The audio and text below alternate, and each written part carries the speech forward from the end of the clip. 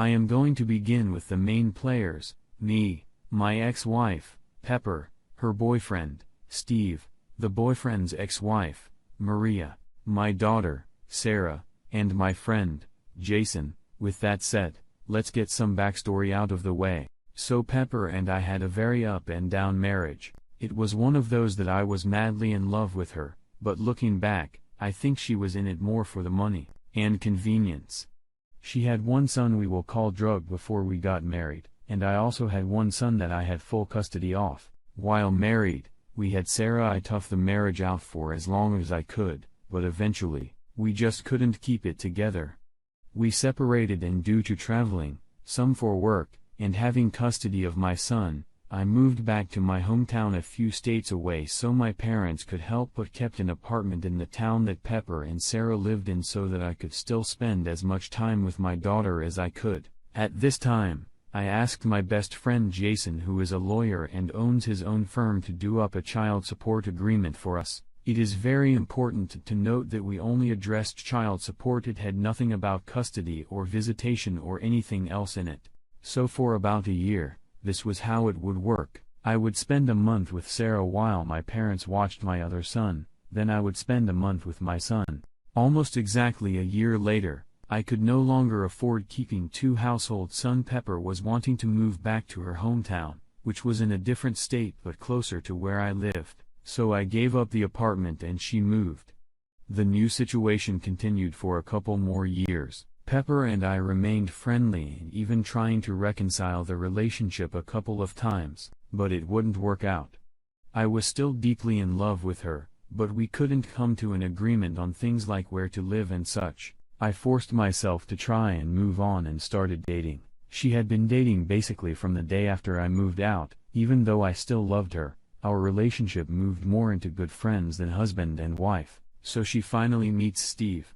I never was told much about Steve other than he was a certified ethical hacker, and that is what he did for employment. While they were dating, she would send me texts about their dates. She even texted me the day they first had sex together. This hurt deeply, and looking back, I think this is what she wants, but I tried to play the part of good friend and confidant. Steve and Pepper had been dating for 6 months when out of the blue she tells me they broke up and she realized that she is madly in love with me. Since it's at the beginning of summer, she packed some suitcases and heads to my state. They were going to spend the summer with me and see if they like it or not. We had an amazing summer.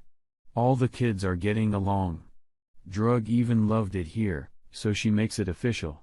We are back together. And they are moving in.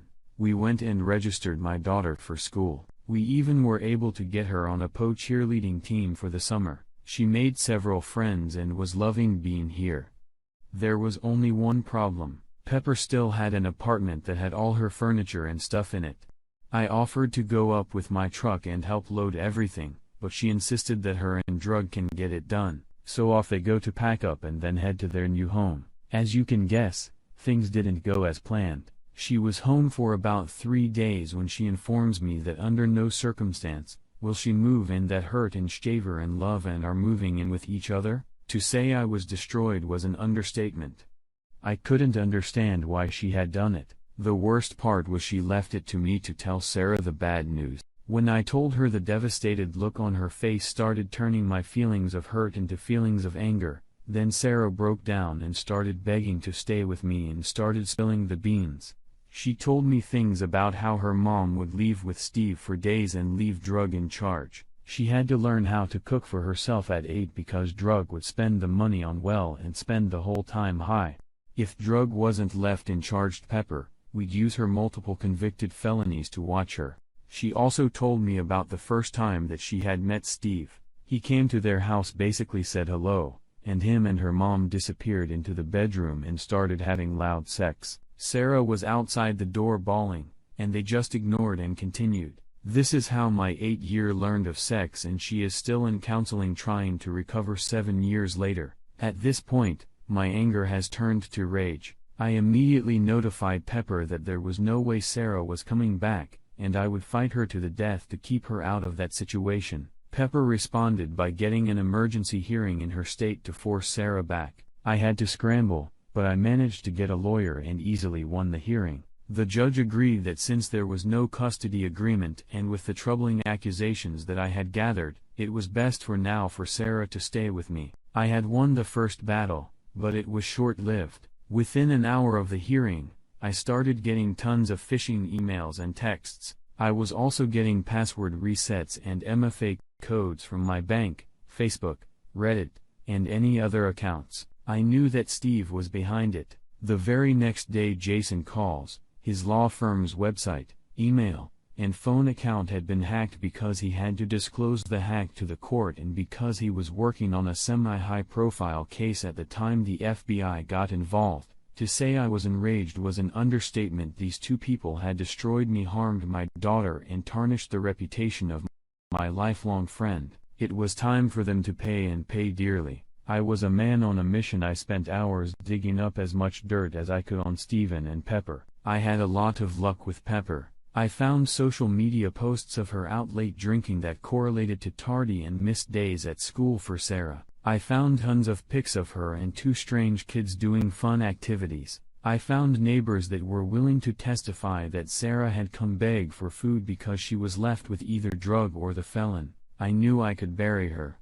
Steve on the other hand had all his accounts locked down. I couldn't find any dirt, and it was driving me crazy.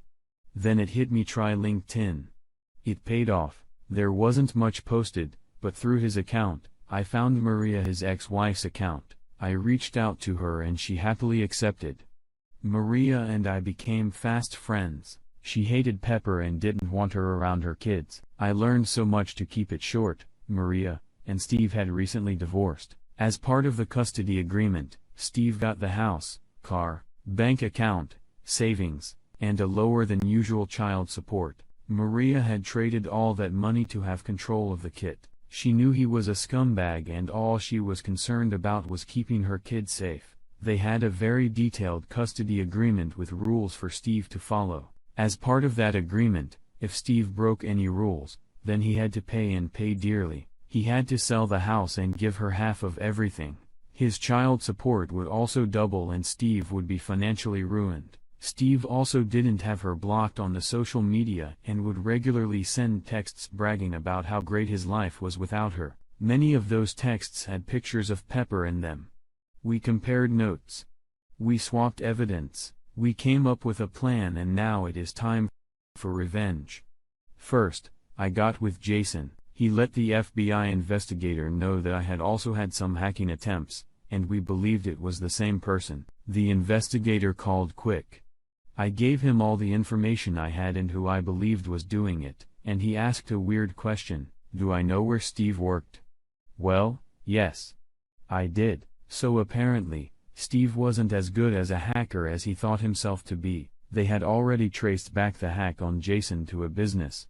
The very same business Steve worked for. As soon as my conversation with the FBI was done, I called his work to lodge a complaint. I told the manager that someone was trying to hack me, and I was sure it was Steve.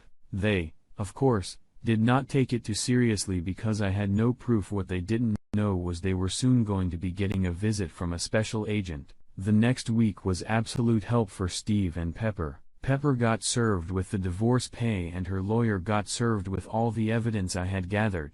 My lawyer said it was the most complete investigation he had ever seen. I had all 40 tardy and 19 absences tied to nights out drinking with Steve. I had hard proof of them abandoning my daughter for days at a time. Maria even gave me a picture that was taken at 2 of them the night before the emergency hearing with Steve and peppered ink in a tattoo pot. The same hearing. She was late to and said it was due to a disability. Steve got served that he had violated the entire custody agreement. Maria had pictures from me proving he was with Pepper on nights. The kids were with him, and they were left alone. She also had proof that there was with Pepper that violated the custody agreement. The fallout was awesome to watch. Steve was fired between my complaint, another older complaint of him hacking, and the FBI showing up. They had no choice but to fire him. He did avoid any legal issues as the FBI could never tie it directly to him.